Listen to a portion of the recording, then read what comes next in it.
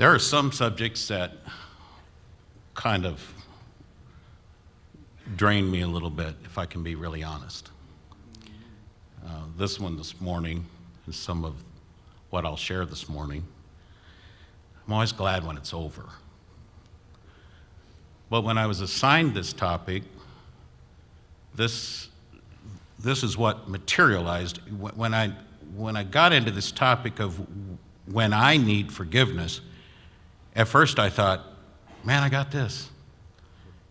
And then I started, it was like herding cats to try to come up with something that would fit into 25 minutes. And so if it sounds like that, then you just pray for me, okay? One of our students came here to school thinking that only perfect people get to do ministry. I've come to understand, or let me just say this, if you have that mindset, it would be easy for you to think that the only way you can ever do anything for Jesus is when you get perfect enough. I've come to understand that brokenness and greatness run parallel in the same life. Wow, that's good. That's Okay. good right there. All right. The truth is, as I look back over my life, honestly, if I'd been God, I think I understand more and more as I look back over my life. I would have hung a closed for remodeling sign on my life. So many times that you couldn't count. But God didn't see it that way. And he keeps giving me assignments and things to do, including speaking here this morning. And the reality is, you have to keep pedaling the bicycle while God's working on you. Here's the beautiful thing about grace. That the Lord doesn't lock our brokenness away in a room to hide it, but he actually heals it. And then instead of it being a disqualifier, he actually uses your past, uses your background, and partners with you to reach people that others can't. Okay? We have this treasure in a fragile vase of clay in order that the surpassing greatness of the power may be seen to belong to God and not to originate in us. So my topic is when I need to be forgiven. When I was talking with my wife this morning, she said, so which direction are you taking it? I said, if you'll let me read this paragraph to you, this is where I'm going, okay?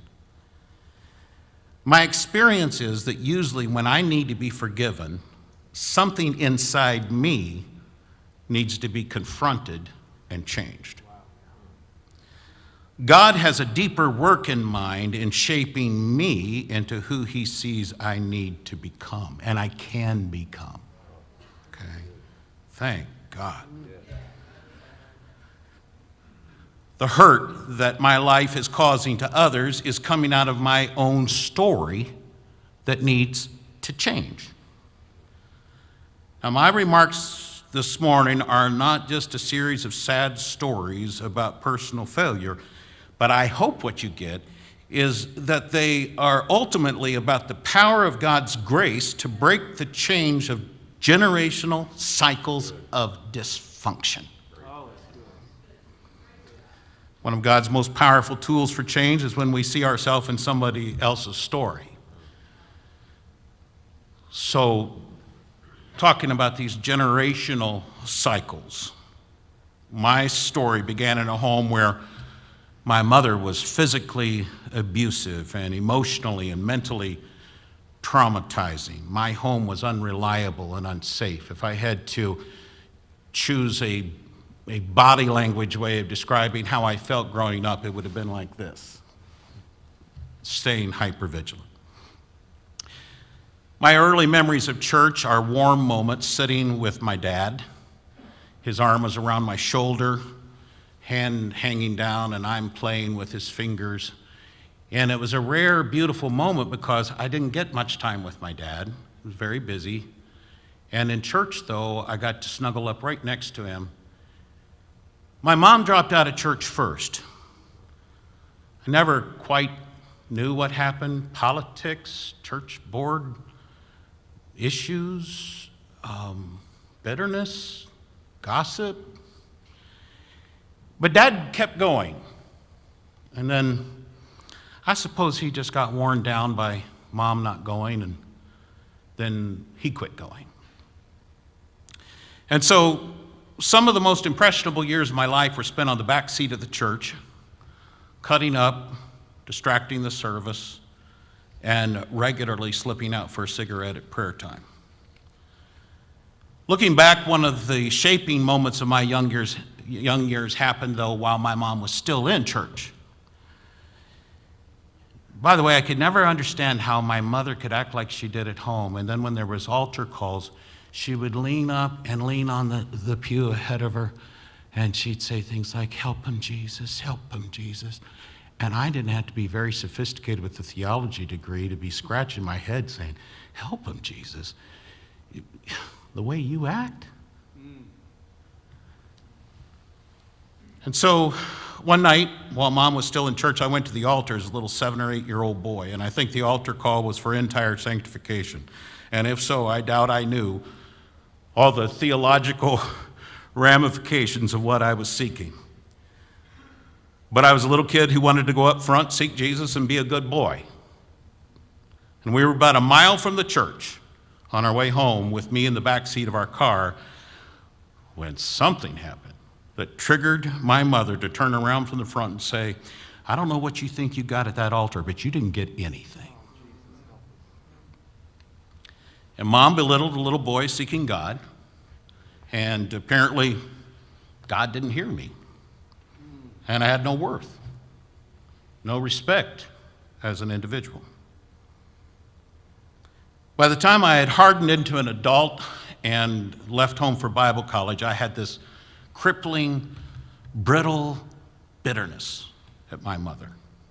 On an emotional scale of 1 to 10, Mom was about a 3 for me. She wasn't very high on the scale. Hallmark card was a trial for me, as probably some of you can understand if you've been in my shoes, where I'd have to spend way too much time trying to sort through the cards, trying to find something that was truthful and still be able to send my mom a card. I want to say this morning, not only to parents, but I want to say it to those of you students this morning. Parents have the power to paint who God is to their kids. From a young age, there are 1,000 tiny brushstrokes on the canvas of our heart that paint the image of what God must be like. And one of the things that we do from our childhood is just kind of map over on God, kind of slowly bake into the image that we form of God the flaws, the inconsistencies, and even the sins of our father and our mother. And when that image is basically a right one, it makes it far easier to trust the Lord. It's true. I have to tell you, I envy people that I see have such a free and trusting and open relationship towards God. I've had to work for it. When our kids live with hurtful and demeaning and careless attitudes, and in some cases even serious moral decay in Christian homes, preachers can stand up here and urge them to give God your all, but they can't bring themselves to trust their life to a God who's been represented as unsafe and inconsistent. Because you can't help but live out your life from the image of God you have in your heart. That's so true. Sadly, that dysfunctional norm that I just painted for you, I didn't have to lift a finger for it to be baked into my life at home, and I didn't have to even try for it just to follow me into my home, my marriage, my parenting. I remember one time going down the road with my family in the car, and I was yelling at the kids. And my wife was pleading with me not to yell at the kids. May have been some kind of conversation around, that's not right or that's not normal. And I honestly replied, this is normal. Because it was.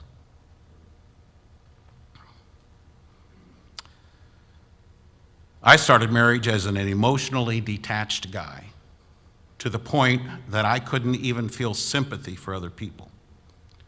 In fact, I distinctly remember early on in our marriage, because of the tenderness of my wife, that emotion of sympathy waking up for the first time in my mind and heart. It was new to feel sorry for other people when they hurt. Honestly, if a kid would have fallen over on a bicycle, I wouldn't have felt anything. The destructive words and behaviors and physical abuse that started in my young years, that led to my emotional woundedness and my wrong view of who God is and my wrong view of who I needed to be in order to survive, followed me into my home life as an adult and became a story of how I, as a dad and as a husband, went on to cause emotional woundedness and a wrong view of God, of who God is, and conditioned my kids to develop with a wrong view of who they needed to be in order to survive. God has blessed Linda and I with 4 beautiful kids, and I thank God for them. 11 grandkids and 2 on the way, and if you want to see pictures afterwards, just let me know. In 5 days, I'll have a 40-year-old. The story of our family was like a lot of homes. It was filled with crazy fun times and family vacations and really happy memories. My kids loved my job here and the adventures that it allowed them to take with me. We had a ton of good times together, whether it was cranking up the music and going down the main drag in Gatlinburg with the windows open, or camping in tents with family music around the fire. In so many respects, our story was one of the normal family. But the problem is that our normal, no matter how common it might even be among some of our church families, was not acceptable by God's vision and standard for families. Day-to-day life for my kids was happy times offset by an undercurrent of not knowing which moment might be the next reactive moment. The tension came from the unexpected bad days, days that for the kids were marked by the pain and frustration of not being heard and valued and respected individually, times that would bring them to the brink of bitterness. My oldest daughter, Amber, had been out of the house probably for several years by this time, and her and my similar personalities were no longer grinding under the same roof. She was away from the tension, and we'd really developed a nice relationship that was working. And I loved going to Amber's home and spoiling her kids and being grandpa and enjoying her baked goods. But unseen to me, no matter how many times I would affirm Amber, she had a hard time reconciling the compliments she was receiving now, grown up and married, with her memories of things I had said at home. And I had no clue that the compliments that I gave her as a married daughter were still being filtered through some of the careless words I said when she lived at home. While I was thinking that the past was the past and everything was fine, we moved on, I didn't realize that Amber was actually seeing a professional Christian counselor who advised her that she write down some of those shaping moments, sort of a collage of painful incidents that still lingered in her mind. And so she sat down and gave voice to them as if she was writing to me. She wrote with the idea that this was just for herself and her own journey towards wholeness. She wrote this just to get it off her chest without knowing if she would ever even send it to me. As far as Amber knew, I was never going to read it, but she needed to do it in order to kind of work through the conflict that she had inside. But when she finished the letter, she felt prompted to email it to me as her dad. She and her husband Darren prayed over it as it sat queued in her email outbox, and then in a moment of intense emotion she will never forget, she pressed send. I was over here in my office, I think working in the evening, and got an email, subject line, "Love you, Dad." And then going back to that evening, here are the words he began with. "Dear Dad, well, where to start? I thought it would be a good idea to get some thoughts out of hiding and onto paper, but I've been putting it off for a while now. Just seems silly since you may or may not read it anyway, randomness, bouncing around in my head, ending in my stomach, a tight knot of sad, hurt, lonely, longing feelings. When I'm tempted to think about this stuff long enough to cry it out, I choke it back. What good are tears anyway? You always told me that they were just being used to manipulate you into doing what I wanted. So crying is weak and manipulating, for me at least. There are so many things I just want to scream at you. Why scream? Well, they're just that passionately ingrained, and secondly, that's the way you communicate best, right? Loud, yelling, pounding. Why do we have to tiptoe around you?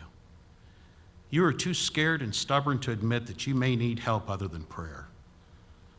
Sure, God could miraculously fix your own scars, emotional, physical abuse, and regrets, but has he? Does he always fix things like we hope? No.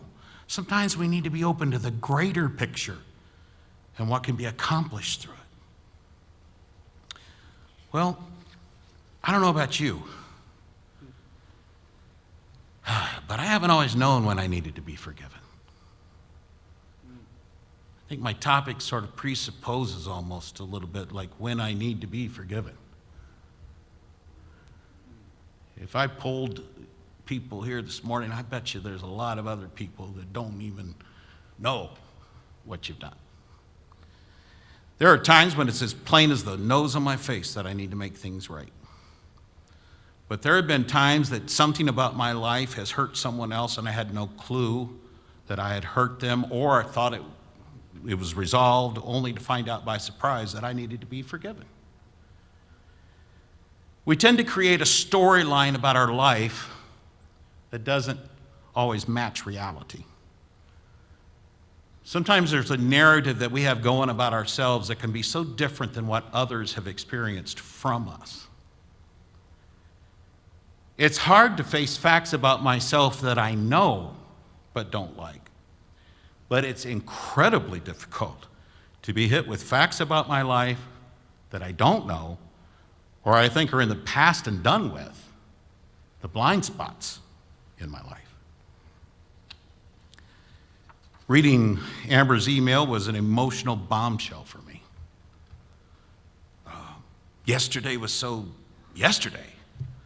I mean, today's reality was reality. And for me, the past was a fuzzy memory of forgotten boxes. For her, it was a collage of experiences that she could no longer avoid, and they hit me all at once. A lot of us discount how important we are in the lives of others. How much our opinion, our involvement, what we say, impacts and even shapes the hard drive of others. We stuff the bad times into a box with no label on it, store it away quickly after it happens or after we've apologized again. To those with families here this morning, and really in a general application, you never know which words your kids will keep. Which words are going to shape their self-image and their image of God long after you've vented your stress and took your day out on them and forgotten what you said.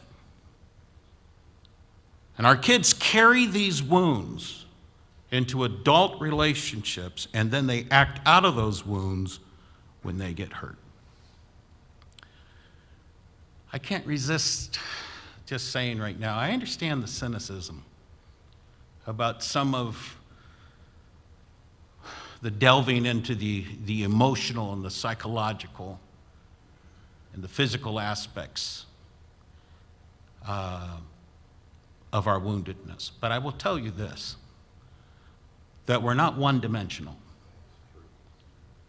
And any honest look at our need and any honest look at the possibilities of grace have to take in the whole man. True. It's amazing how God uses pain, like Amber's letter, to amplify his voice to us, to bring clarity and healing into our life. The most well-known of all Jesus' parables is his story about a father and his two sons, and the younger of which makes a stunning and disrespectful request for his inheritance before he heads off on his own. We all know the story. The prodigal spends all of his inheritance on reckless, sinful living and eventually hits rock bottom. He decides that his father's servants are better off than he is, so he composes a confession that he's going to make to his father, asking to be one of his servants. And I just want to stop right there to say this. You know, scripting what you're going to say in difficult circumstances is pretty wise. And he scripted it. Boy, has he changed. The kid that ran off with the inheritance now is thinking through what he's going to say to his dad. When you're heading into a difficult situation, thank God in these days that you have so much available support. And it is so important for you to get help in what you're going to say and how you're going to approach even an apology in some difficult circumstances. Script it. Tell yourself how you're going to act, what your body language is going to be, what your words are going to be for the first 15 minutes. And then your heart will take you on through most of the rest of it. So, while he was still far off, his father saw him and was filled with compassion. I get the sense that this dad has been looking for his son's return perhaps every day, and when he sees him, he's just filled with compassion. I love this. It's a challenge to me. This is no small detail, because in the world of Jesus' day, the father had the right to take his son before the elders and have him stoned, maybe even to death. No one would have questioned the father had he done this. Justice would have been served. But instead, the father ran to him, hugs him, and kisses him, welcomes him home, throws him a party. The father had to be grieved over his son's choices. He didn't endorse or overlook his son's reckless living. Any good father would have been rightly upset by the actions of that younger son, but that didn't prevent his father from loving him. But the nugget that's been standing out to me as I was getting ready for this morning, the nugget in that prodigal story for me is in verse 17, where it says, he finally came to his senses. Right. Boy, do I find myself there. I think one of the hardest things about me having to tell some of these stories is, how in the world do you make sense out of that? How is the guy not a fraud when he was in public relations and knew how to be nice to people, but thank God for his grace. I mean, if spiritual formation for me has been like God peeling back one onion layer at a time, when I got Amber's letter, it might have been like about half an onion peeled back at a time, you know? What I don't want to give the impression of this morning is you should find a place this next Sunday morning to get up and tell your vulnerable story. Be almost glad if God doesn't lay it on your heart to do it, okay? Just don't go there. Number two, not everybody has a right to hear your story even in private. Right. Right. Okay? That's good. Also, if you want to keep your friends, don't burden them down every time you get around them with your problems. Even my dear wife. I mean, I told somebody the other day, I said, our wives don't need to hear all our stuff. That's why we need some guy friends and why we need, someplace to shoot the breeze so that poor lady doesn't have her bridge buckle under all the load of my day and my life and all that. But man, when Amber sent me that letter, you talk about coming to your senses.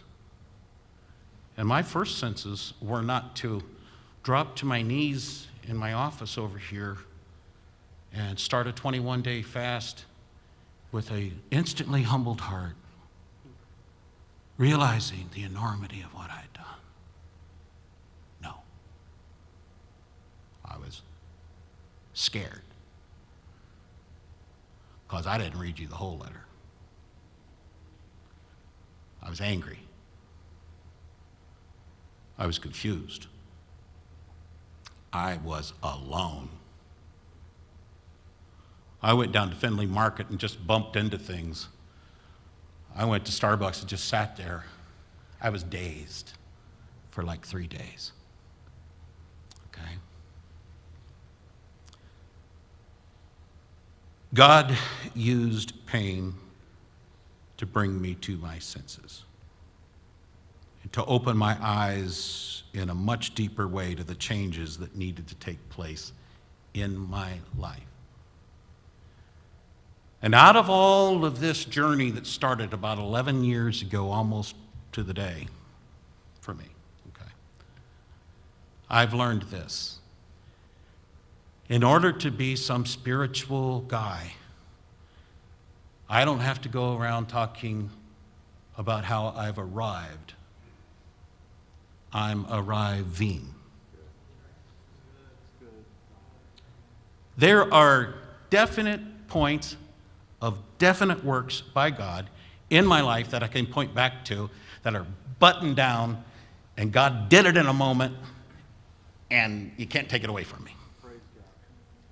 But a whole lot of life is just, whoa. Like even now, I'm like, wow, I get this deeper sense of, we'll lay this term on you, emotional intelligence, and that really is what it is in spiritual intelligence about, whoa, man, what I did to those kids. Yelling at the kids and whipping them too hard. Whoa.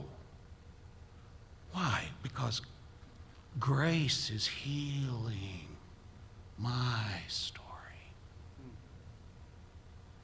Grace is turning me at my core into somebody that can actually feel that. And the more I can feel it, the more I can empathize. And I think I'll be feeling more and more and more, not in a debilitating way. In fact, my son was sitting in my house the other day. He said, Dad, I prayed about this. He doesn't live at our house, obviously, but he's like, Dad, I prayed about this, and I'm going to go ahead and say this to you. And he said something that could have, one of those snippets from the past. And I said, son, I can hear that and it not be a threat because I've owned it. I've owned it. Okay?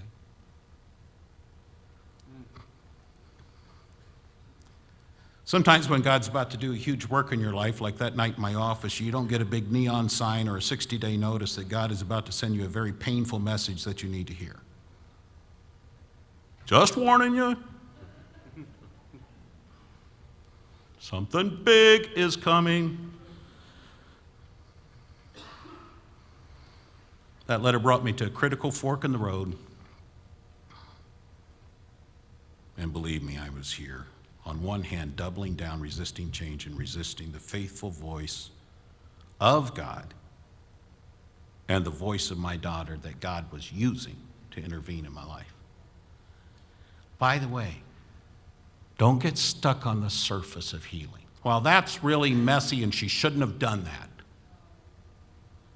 Doesn't she respect you as her dad? Oh, healing is so messy. Emotions are so messy. And if that's all the further you ever get, well, when you can talk to me in a different way, It's good, Don. Yes. Good, Don. I get to go on to my other job after this.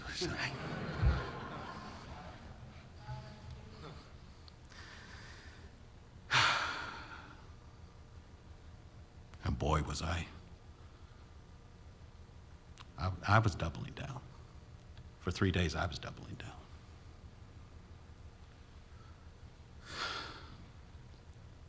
God will reveal to you who you are at your core, but his healing will depend on how you respond. God doesn't just download healing into our lives. He doesn't just download healing into our wounded relationships. We are spiritual, psychological, physical, and social being. And when we are hurt in the relational aspect of our life, that's exactly where we're going to have to be healed. And so for you to go around telling people, well, I've prayed about what I did, and I just feel like God has given me the victory over that, and we can move on, and don't blame them for feeling like, woohoo, I'm right over here. Nice you've talked to God about it. You hurt me. Oh, man, that spiritual bypass of just that kind of that, well, yeah, I'll tell you what, I'm so glad that grace covers the past. Well, yeah, and it'll heal the past, but first you have to go back, maybe leave your gift at the altar, go be reconciled to your brother, and then come back to the altar. Good truth, Don. God help us. God help us. I have just really strong feelings about that spiritual bypass stuff.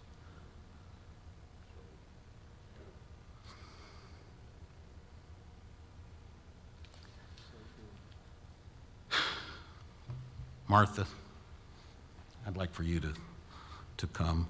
See, it won't be GBS if I don't get Martha to come, you know.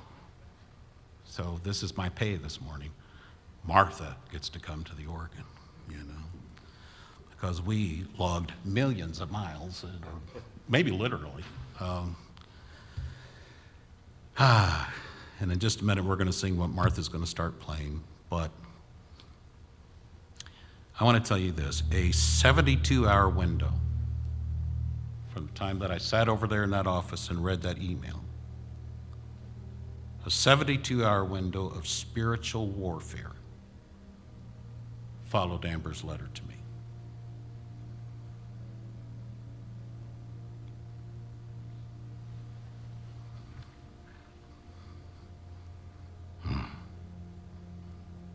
Oh, God knew what was at stake.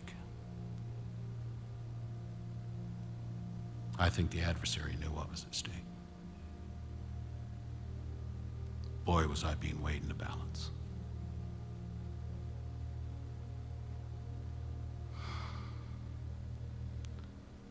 Three days of Amber prayerfully waiting as her stunned dad picked through the pieces of that emotional bomb. But at the end of those 3 days, there were 3 of us on the telephone line. I was sitting in a dark bedroom. By the grace of God, he melted my heart. Amber and me and the Holy Spirit, as we worked through the letter and our hearts were melted together. Now don't let me leave you with this impression that in 72 hours, no. I can't even begin to tell you the journey. Sometimes the loneliness, the confusion, the disillusionment of total family healing. But I can stand before you today with integrity and tell you, by the grace of God, God has helped me to be intentional about not just making a drive-by apology, but changing the culture of our family, and it's still changing. We're still healing. I'm still healing from my childhood. I don't lay a bunch of gobbledygook on you, but that's just the truth. I'm still healing from what I grew up in. My kids are still healing from what they grew up in. And we're all on a journey now that's redemptive, restorative. My daughter started a convention. My son's involved in it too. And one of the questions they get behind the scenes is, how did your mom and dad, what are they doing? Because people know our story. How are they with this? Well, because God has called us to turn around and face the truth and face change. And as God does, He's rewarded us beautifully for doing that. All right? Something beautiful, something good to come out of your story. Get support. Don't try this at home. Get support. Then get more support. Don't go write a letter today. I did that one time. It backfired. And I thought it was just such a beautiful letter. It was just going to connect. It caused more problems. If you have a letter to write, run it by about 4 people with a gob of wisdom. I know I need to be done, but let me just say this. Some of the very traits that get some of us into the mess we're in, where we need forgiveness, are the very things we try to use to get out of it. Well, if I cause pain, then I roll up my sleeves and I'll do something about it. I'll fix it. I'm going to fix it, you know. No, you're not. Not that way. God is going to go after your faulty conflict resolution skills. No more impulsiveness. Yeah, wait on me. Yeah, learn something about divine timing. Learn something about how to clear yourself. Okay? Because you get to get changed in the middle of all this, okay? All right. Something beautiful. Something good.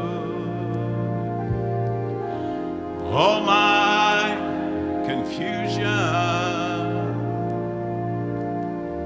He understood.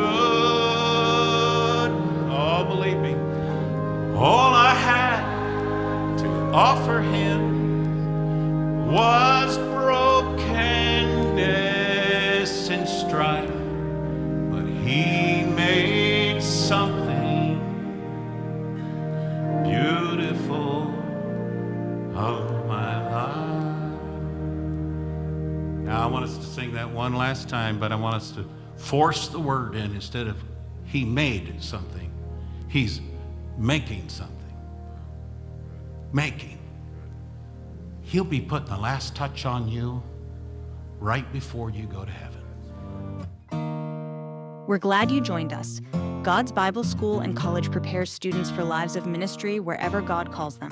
This content is possible because of the generous support of friends like you. To support GBSC, visit giving.gbs.edu. Thank you.